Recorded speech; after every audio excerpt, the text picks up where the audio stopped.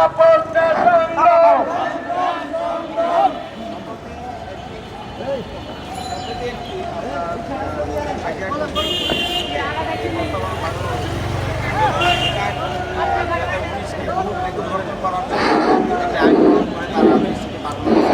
তো যেটা রাষ্ট্রের জন্য একটি বিমা সেক্টরে অত্যন্ত ধ্বংসাত্মক একটি সিদ্ধান্ত হতে চলেছে। আমরা জানি সাধারণ বিমা কর্পোরেশন প্রতিষ্ঠাকারী ব্যবসায়িক লাভজনক প্রতিষ্ঠান হিসেবে চালককারী পরিস্থিতি এসছে। তারা সরকারকে বিভিন্ন মোটা অঙ্কের লভ্যাংশের পাশাপাশি রাজ্যের কোথাকারে রাজস্ব তাছাড়াও